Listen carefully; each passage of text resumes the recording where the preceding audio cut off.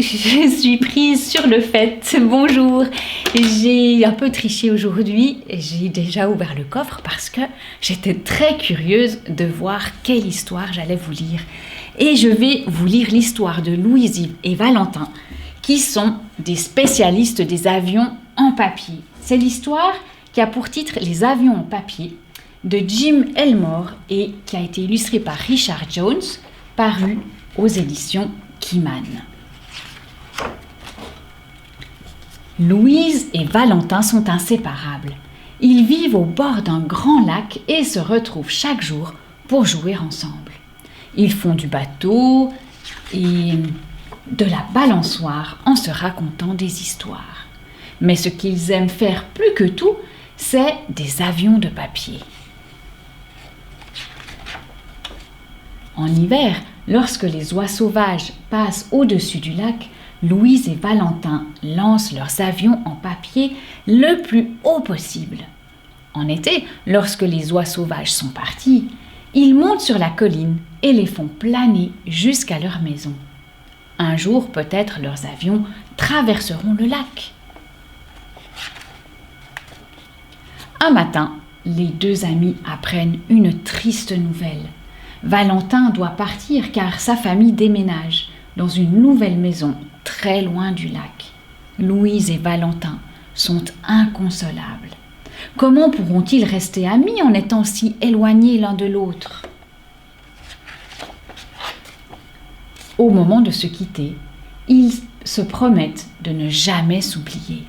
Puis ils échangent leurs avions préférés avant de se dire au revoir. Puis le temps passe et Valentin manque beaucoup à Louise.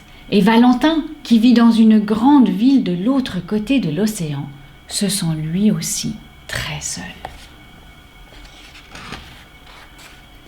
Lorsque l'hiver arrive, les oies sauvages reviennent au-dessus du lac. Mais Louise est seule pour faire voler l'avion que lui a donné Valentin.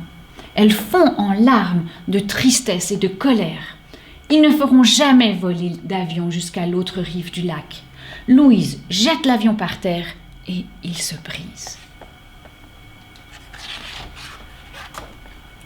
Cette nuit-là, alors que le clair de lune illumine sa chambre, Louise entend du bruit au loin.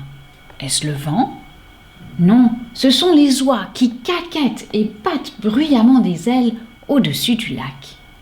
En regardant par la fenêtre, Louise aperçoit l'avion brisé dans le jardin.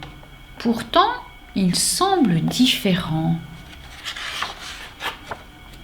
Elle se précipite dehors pour le voir de plus près. Surprise, l'avion de Valentin est comme neuf. Le bavardage des oies s'intensifie et le vent commence à souffler. Sous le regard étonné de la petite fille, l'avion se met à grandir. Bientôt, il est si grand que Louise peut monter à bord. Puis, une forte rafale de vent l'emporte dans les airs. Haut dans le ciel, le plumage argenté des oies sauvages scintille sous la lumière de la lune. L'avion de Louise rejoint le troupeau à une allure folle. Il file dans la nuit au-delà de l'océan. Soudain, Louise aperçoit une tache colorée dans le ciel. Serait-ce... Mais oui, c'est Valentin à bord de l'avion qu'elle lui a donné. Et il lui fait des grands signes. Heureux de se retrouver, les deux amis volent ensemble, font des loopings, piquent vers le bas, puis remontent. Ils sont les rois de la voltige. Louise voudrait que ce merveilleux moment dure toujours. Mais quand le soleil commence à se lever, elle sait qu'il est temps de partir. Et après quelques battements d'ailes, Louise se retrouve dans sa chambre avec l'avion de Valentin dans les mains. Au matin, Louise est surprise de recevoir un colis. À l'intérieur, elle découvre un avion tout neuf, mais sans ailes. Il est accompagné d'un petit mot qui dit « Chère Louise, j'ai besoin de ton aide pour finir cet avion, car personne ne sait fabriquer des ailes aussi bien que toi. Ton ami Valentin. Se souvenant de son vol avec les oies sauvages, elle s'inspire de la façon dont elles étirent leur long cou et battent des ailes. Pendant des semaines, elle travaille et travaille. Au printemps, son avion est enfin prêt. Louise descend au bord du lac et le lance dans les airs. Il s'élève plus haut que tous les avions que Valentin et elle ont jamais construits et vole au-dessus des oies sauvages. Puis, il survole le lac et atteint l'autre rive.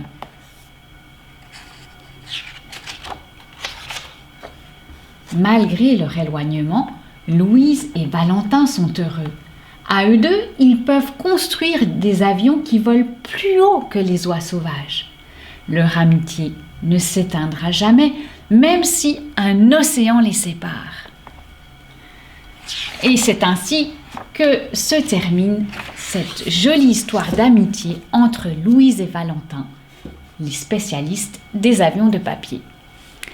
Voilà, je remets le livre dans le coffre, je le ferme bien, je vous dis à la semaine prochaine et comme à chaque fois, je vous dis, soyez sages. Salut!